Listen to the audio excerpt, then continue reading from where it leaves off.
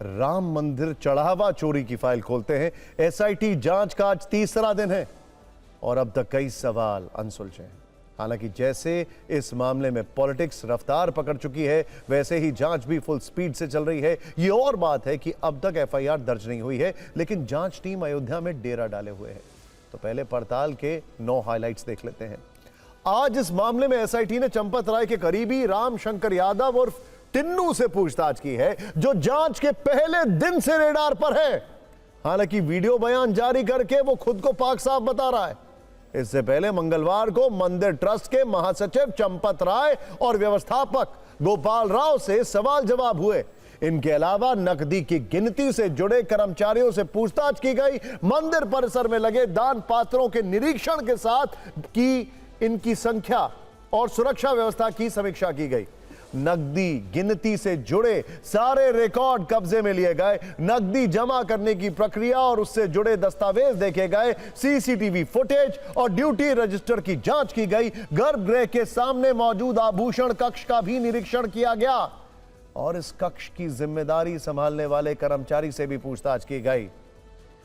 यानी 3 दिन में एसआईटी न केवल अलग अलग स्तर पर अब तक 65 लोगों से पूछताछ कर चुकी है, बल्कि चढ़ावे से जुड़ी प्रक्रिया को भी समझने की कोशिश है। जांच को गोपनीय बनाए रखने के लिए सुरक्षा एजेंसियों से जुड़े अधिकारियों को अभी इस पड़ताल से दूर रखा गया है। फोकस चढ़ावे के अलग अलग स्टेप को लेकर तय की गई जवाबदेही और निगरानी तंत्र को समझने पर है। सूत्रों के अनुसार एसआईटी ये समझने का प्रयास कर रही है कि दान पात्रों से निकाला जाने वाला चढ़ावा कितने चरण से गुजरता है, इस रकम की निगरानी किन किन लोगों के जिम्मे है, किस चरण में गड़बड़ी या चोरी की संभावना है, मंदिर के अंदर की व्यवस्था और धनराशि प्रबंधन किस तरह से होता है, चढ़ावा इकट्ठा करने से गिनती तक की प्रक्रिया से जुड़े जिम्मेदार लोग कौन कौन हैं, दान पात्रों से कैश निकालने से लेकर बैंक में जमा होने तक की पूरी प्रक्रिया पर जवाबदेही किस स्तर पर तय की जाती है। सूत्रों के मुताबिक पूछताछ के दौरान जांच दल को बताया गया कि दान पात्रों से मिले कैश की गिनती में ट्रस्ट, बैंक और कलेक्शन एजेंसी से जुड़े लगभग 40 कर्मचारी शामिल हैं।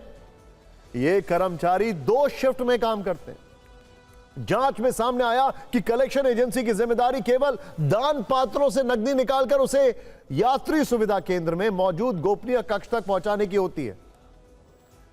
खबर यह भी है कि एसआईटी ने चढ़ावे के साथ खर्चे का लेखा जोखा लेना शुरू कर दिया है। आज की पूछताछ का प्रमुख चेहरा टिन्नू यादव है, जो अपनी संपत्ति की वजह से चर्चा में आ चुका है। उसकी संपत्ति में एक हॉस्टल भी है, जिसे लेकर कहा जा रहा है कि यह आलीशान और सुविधाओं से लैस है। टीवी9 भारतवर्ष आज टिन्नू यादव के उस हॉस्टल पहुंचा। हकीकत में यह कोई आलीशान हॉस्टल नहीं, बल्कि सामान्य इमारत है जिसमें ज्यादातर छात्र ही रहते हैं। हमारे संवाददाता ने वहां से एक रिपोर्ट भेजी है, आपको देखनी चाहिए। उस मकान पर हम मौजूद हैं जहां पर उन्होंने हॉस्टल बना रखा है। आप देखिए, जिस बोर्ड की चर्चा हो रही थी वो बोर्ड यहां पर लगा हुआ है, जिसमें कि राम शंकर यादव का नाम लिखा हुआ है। विश्व हिंदू परिषद से वो हैं, ऐसा इसमें बताया गया है। उनकी पत्नी का भी नाम है और उनके बेटे का भी नाम है। अब इस हॉस्टल में कितने कमरे हैं, कितनी बड़ी ये इमारत है, उसकी तस्वीर हम आपको यहाँ पर दिखाना चाहेंगे कि ये 2 मंजिला जो बिल्डिंग है, आप देख सकते हैं कि 2 फ्लोर हैं इस पे, यानी कि ग्राउंड फ्लोर और उसके अलावा फर्स्ट फ्लोर है। आज हम सच्चाई आपको दिखाते हैं कि इस हॉस्टल में कितने कमरे हैं, कितने हाईटेक कमरे बने हुए हैं, लग्जरी हैं या फिर सामान्य हैं। ये कमरा है, देखिए यहाँ पर साइड में ही ये तस्वीर दिखाइए कि यहाँ किचन बना हुआ है, खाने पीने का सामान भी यहाँ जमीन पर ही रखा हुआ है। और कमरे की हालत अगर आप देखेंगे तो आपको ये समझ में आएगा कि यहाँ पर स्टूडेंट्स रहते हैं। जांच रिपोर्ट कब आएगी, क्या पता चलेगा, कब मुकदमा होगा, ये सब अभी आगे पता चलेगा। लेकिन राजनीतिक बयानों की फायरिंग खूब हो रही है।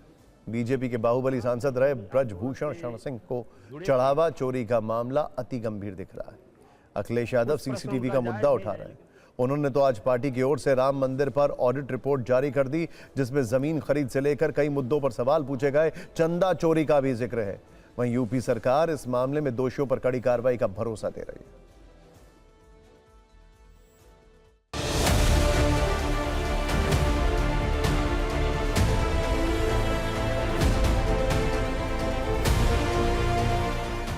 सबसे पहले दिन 8 घंटे की पूछताछ, दूसरे दिन 11 घंटे की पूछताछ और आज सुबह 10 बजे से एसआईटी राम मंदिर परिसर के भीतर ही मौजूद है। लिखित रिकॉर्ड से लेकर डिजिटल रिकॉर्ड्स तक खंगाले जा रहे हैं, तमाम अपडेट्स देखे जा रहे हैं। डिजिटल ट्रांजैक्शन के जरिए मिलने वाले डोनेशन, दान पात्र के जरिए मिलने वाले डोनेशन, काउंटर पर मिलने वाले डोनेशन और यहाँ तक कि धातु के रूप में यानी कि सोने चांदी के जेवरात के रूप में मिलने वाले चंदे को, मिलने वाले दान को भी खंगाला जा रहा है, उनका भी हिसाब किताब लिया जा रहा है। तो ये राम जन्मभूमि चंदा प्रकरण का जो धुआं निकल रहा है, इसमें कुछ न कुछ तो सच्चाई है। अब सरकार इसको देख रही है। सीसीटीवी से फुटेज गायब हैं, नदारद हैं, क्योंकि सीसीटीवी से सीसी का राज खुल जाता। सीसी का मतलब तो आप समझ ही गए हैं, चढ़ावा चोरी, चंदा चोरी। एसआईटी की रिपोर्ट के बाद कार्रवाई होगी, लेकिन मेरा सवाल विपक्षी दल खासकर समाजवादी पार्टी के मुखिया से है। बाबरी मस्जिद को बनाने के लिए जो चंदा एकत्र हुआ था, आपको पता है हुआ था कि नहीं? याद है आपको? वो पैसा कहाँ गया पूछ लो। ये सिर्फ और सिर्फ राजनीति करते हैं वोट पाने के लिए। इनकी ना ही श्रद्धा है, ना ही भक्ति है, ना धर्म में विश्वास। देखिए अभी वो सब जांच पड़ताल चल रही है। जिन लोगों ने भी गड़बड़ किया होगा, मैं यह मानता हूँ कि उसकी जांच से सच्चाई सामने आएगी और श्री हनुमान जी महाराज की गदा उन पर चलेगी।